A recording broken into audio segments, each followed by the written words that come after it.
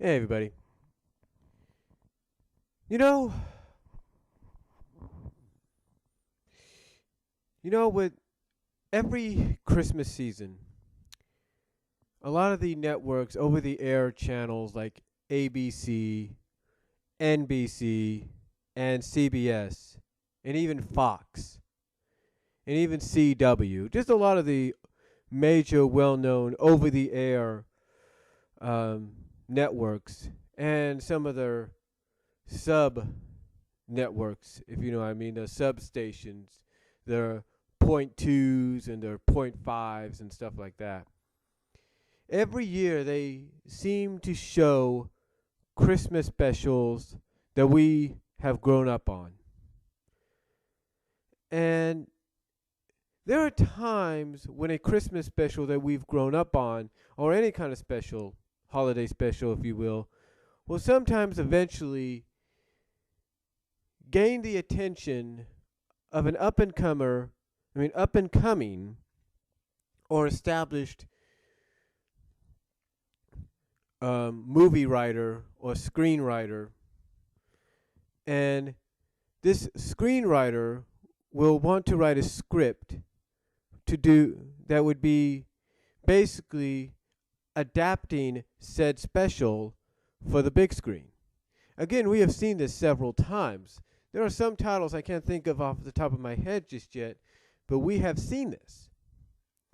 And even if the movie has like a limited release, like very few theaters will show it, and its main objective is home video or straight to television, it at least is acknowledged as getting the motion picture treatment, even if it's television motion picture or direct to video motion picture or limited theatrical release motion picture. It still gets the acknowledgement that a movie was made based off of it. For example, one of my personal favorites, and I'm probably going to, and by the way, my next cartoon flashback Christmas edition, the third episode will be based on this.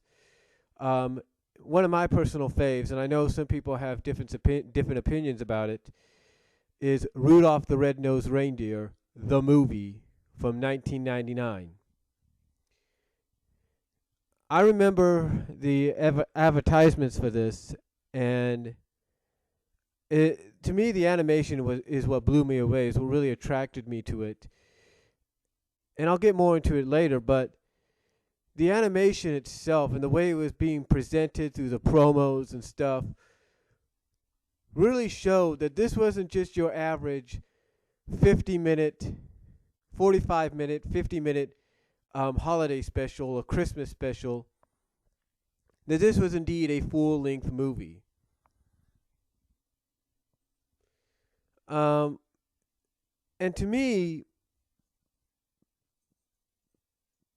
to me, I really think that proves right there a movie can be done based around a similar story.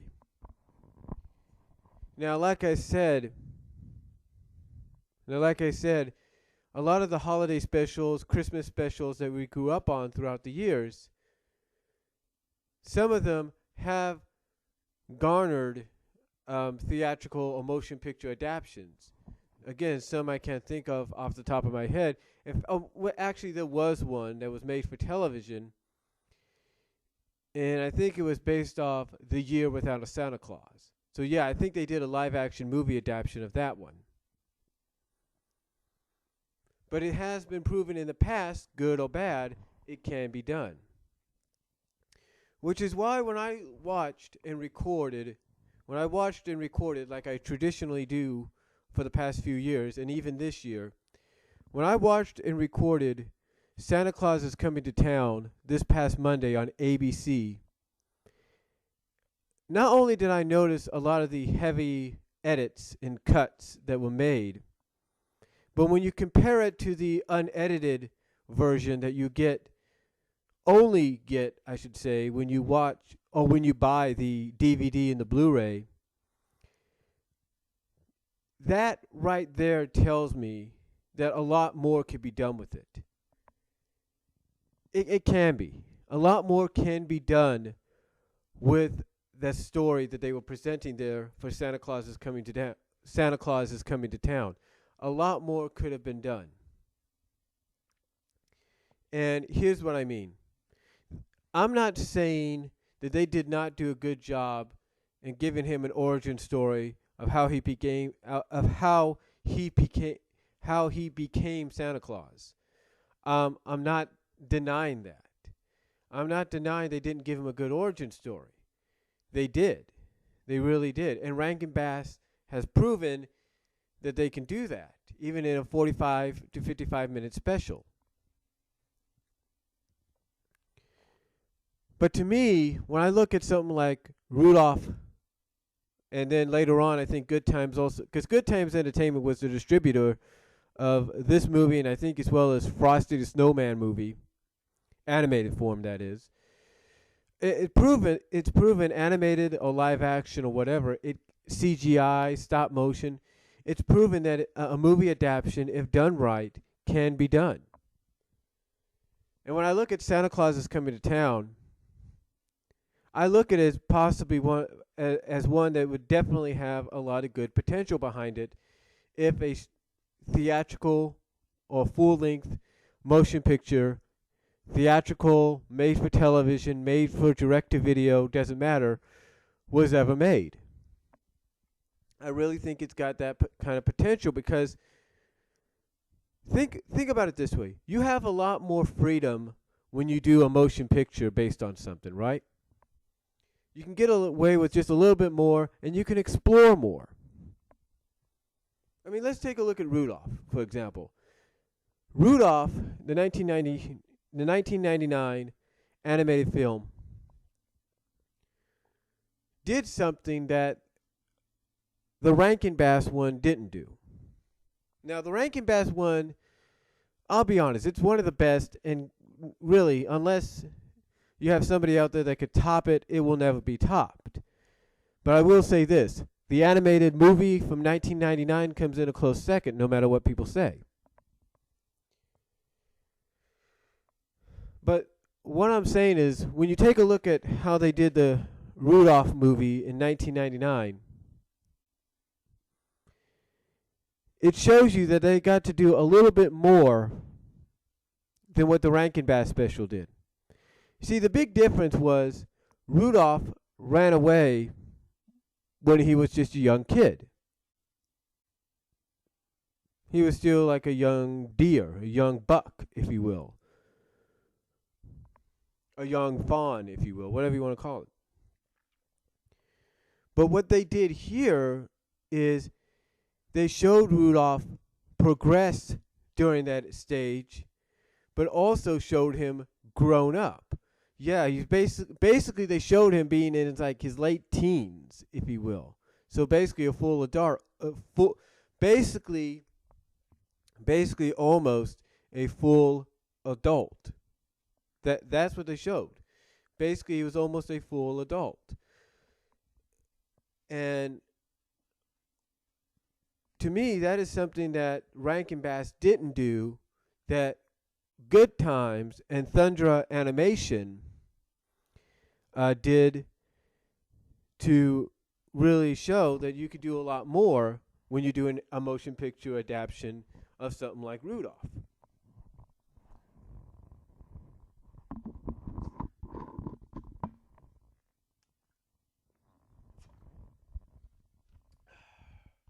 I have to get some soda there. But anyway, it shows and proves what you can do when you're able to license and create and write a script and create a motion picture version of something that was already made in the past. You can get away with a lot more. And I know I sound like a broken record. I know I sound like a broken record. But when I look at Santa Claus is Coming to Town, I look at a decent especially when you see it uncut. When you watch the DVD, Blu-ray, or the torrent, or however you see it, when you watch it uncut and unedited, you can see how good Santa Claus is Coming to Town really is. You can see how good it is. But also, you can see the potential to really take it to that next level. The potential to do a lot more. And I believe that Santa Claus is Coming to Town is one of those Christmas specials by Rankin Bass, which is now currently owned by Dreamworks. Overall, the classic media library is owned by Dreamworks. That when I look at it, I say to myself, it can be done. And now that you have Dreamworks now that you have Dreamworks in control of the library, Dreamworks, Paramount, whatever, basically Dreamworks in charge of the library. When you have an animation company like Dreamworks, a motion picture company like Dreamworks in charge, the possibilities are now just endless. And don't think for one moment that the people at Dreamworks don't know this. They do. They do know and see the potential for motion picture adaptations of these classic Christmas specials. And I'm sure one of the Christmas specials on the top of the list to potentially get a motion picture would be Santa Claus is Coming to Town, because you could do so much more with it. You could do so much more with it than what you can do in a than what was done in a 45 to 55 minute special. You could do so much more. I mean, for example, you could keep a lot of the situations like, okay, he's a baby and he gets lost in the snowstorm and he ends up at the Kringles. You could do that, but you can add a little bit more adventure to it, kind of show a lot more of the obstacles and stuff that he goes through. I mean, when they did Prince of Egypt, when Dreamworks did Prince of Egypt, you know, from a child's perspective, Moses just floated up the river up to the Pharaoh's wife, and that's how she discovered him, from a child's perspective. But when Prince of Egypt came around, they did a lot more with how he got to the Pharaoh, to the Pharaoh's family, to the Pharaoh's wife. They did a lot more. They showed a lot more. And to me, that's something that Dreamworks could do if they wanted to do a motion picture adaptation of Santa Claus. They could show him going through a lot more obstacles. They could, through CGI or whatever, they could show the animals trying to safely get Chris, get Kringle, get Claus or get Chris to safety to the elves. They could do a lot more. They can. And throughout the years, you could explore more of his childhood. You could explore more of him growing up, explore more about him learning how to make toys and learning about this and learning about that, instead of just doing little montages. You could do a lot more. And you can make his adventure, and then when they get older, or when he gets older, you could do so much more with him trying to get the toys to Somber Town. You could do a lot more. You can have him kind of do like a plan out, like, okay, I know the Burgermeister is going to expect me to do this. I'm going to expect me to do that. What do I do now? So basically have him plan ahead. Or kind of figure it out right off the top. Or you get the idea. You have a lot more to work with. You have a lot more to work with, and everybody here listening to this audio video knows that's true. They would have so much more to work with. I mean, again, like I said, you could do so much more in an animated film adaptation of something like Santa Claus is Coming to Town than you can with the original 45 to 55 minute special. And again, if you don't believe me, take a look at the 1999 Rudolph animated movie, whether you like it or not. That's proven fact. Even take a look at the sequel, if you will, to the original 1964 special, which is Rudolph and the Island of Misfit Toys. You could do so much more. You could do so much more. And now that they are and now that Dreamworks has ownership, have the licensing and ownership of classic media and its library, and the library of Rankin Bass and all that. Imagine the possibilities.